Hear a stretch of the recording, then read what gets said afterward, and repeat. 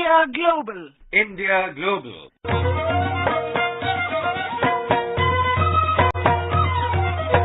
Hello and welcome. Today we're going to visit a neighbouring country which is celebrating a very special day. It's Independence Day. Yes, join me, Vinita Menon, And Pradeep Kumar. on a trip to Bangladesh.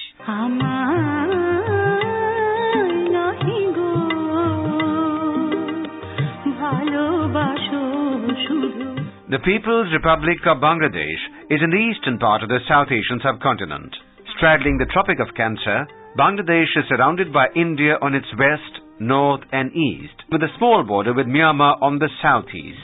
A large part of Bangladesh lies in the world's largest Ganges Delta, formed by the confluence of the Ganga, the Brahmaputra and the Meghna and their tributaries that empty into the Bay of Bengal. Most of the coastline is marshy jungle, the Sundarbans, the largest mangrove forests in the world, and home to the Royal Bengal tiger.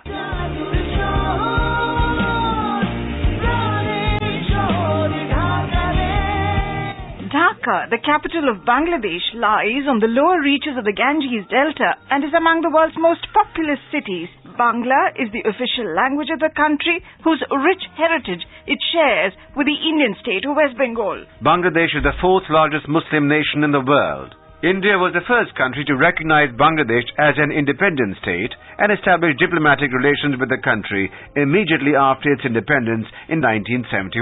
The shared history and commonality of language form an important bond of friendship between the two peoples.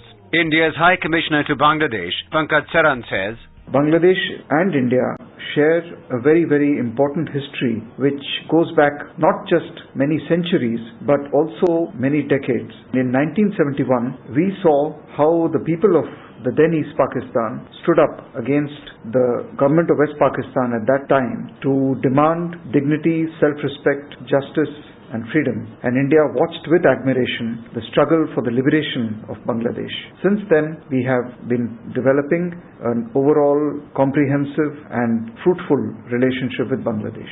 The visit of President Pranab Mukherjee to Bangladesh in 2013, his first trip abroad after assuming the post, reflects the importance India attaches to its relationship with Bangladesh. High Commissioner Saran speaks of the special ties between India and Bangladesh. Bangladesh is one of India's most important neighbors. We share boundary with Bangladesh, which is more than 4,000 kilometers long, India's largest boundary with any country in the world. 5 of our states are also neighboring Bangladesh. The density of population that is living on both sides of the border is one of the highest in the world. So in terms of the length of the border and in terms of Bangladesh's geographical location, how we shape our relations with Bangladesh will determine the future not only of India's northeast but also of the sub-region which comprises the broader part of eastern India.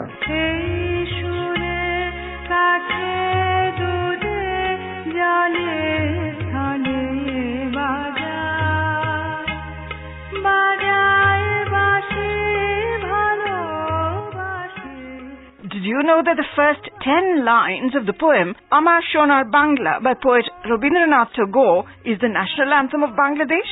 and that the national poet of Bangladesh, Qazi Nazrul Islam, was awarded the Padma Bhushan by India in 1960. This shared Bengali legacy is an asset, says High Commissioner Saran. Bangladesh and India have a very special relationship when it comes to the area of culture and history and the arts. Bengali or Bangla is a common language that we share, and through this medium we also share a very rich historical, cultural and a literary tradition. Great poets like Gurudev Rabindranath Tagore, Qazi Nazrul Islam and so many others have enriched Bangla literature, Bangla thinking and philosophy, and this is a great asset that we have between us.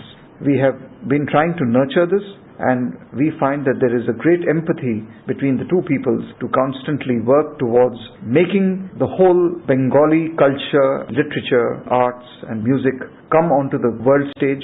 The youth of both countries are the torchbearers of the shared legacy. There are many illustrious Indians who were actually born in Bangladesh and who trace their roots to Bangladesh, and they are today icons of this rich cultural legacy. In 2011, we had the opportunity of celebrating Gurudev Rabindranath Tagore's 150th birth anniversary and the 90th anniversary of the publication of the poem Bidrohi by Qazi Nazrul Islam. And through these events, the younger generation of Bangladesh and India were exposed to this historical legacy of ours. And this, in fact, constitutes one of the key pillars of our approach to Bangladesh. And I find that there is growing interest, especially among the youth, in such exchanges.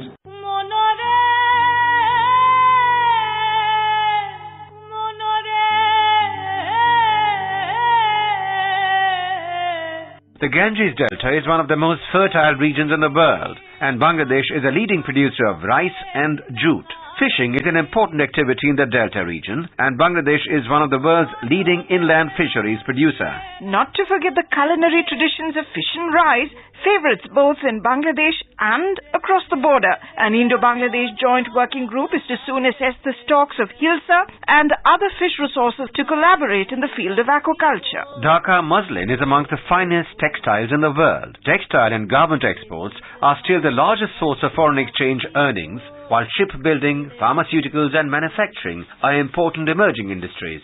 Speaking of trade ties, High Commissioner Saran says, Bangladesh has a population of 160 million. It is a large and a growing market, and important aspects of India's relations with Bangladesh is the whole area of economic, trade, investment sectors. Bangladesh is now the largest trading partner of India in South Asia. Yes, we have a trade imbalance with Bangladesh, and we are working with the government of Bangladesh to narrow this. We have a trade regime which will allow Bangladeshi products to enter the Indian market on a zero duty, zero tariff basis. And the results are showing Bangladesh's exports to India in the last financial year were the highest ever in the history of Bangladesh-India relations. Bangladesh is emerging as an investment destination, says High Commissioner Saran. More Indian blue-chip companies and Indian majors are looking at Bangladesh as an investment destination and as a land where they can set up factories and export outside Bangladesh as well as cater to the Bangladeshi domestic market. We are committed to helping Bangladesh increase their own exports to India.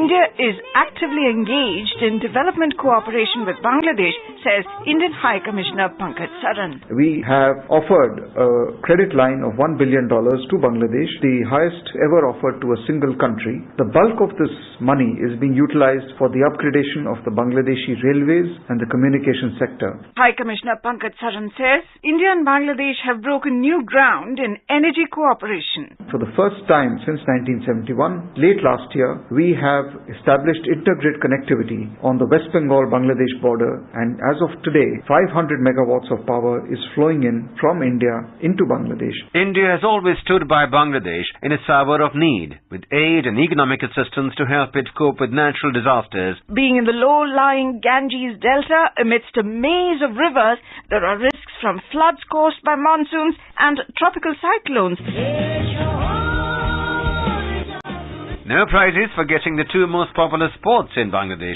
Yes, cricket and football. A passion shared across the border with India. That wraps up our visit to Bangladesh.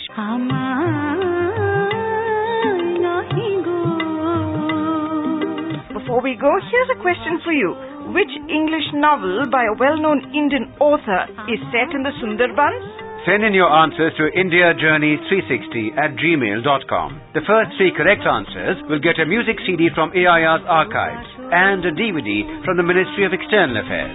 Congratulations, Rahul Kumar Sharma from Delhi, Girish Prajapati from Jaunpur, Uttar Pradesh, and Kevin Tom Scaria from Ernakulam, Kerala, for sending in the right answer to our question on Vietnam. India provided 2 crore rupees grant assistance to Vietnam to set up the Indira Gandhi High-Tech Crime Laboratory in Hanoi. Until next time then, goodbye. And travel safe.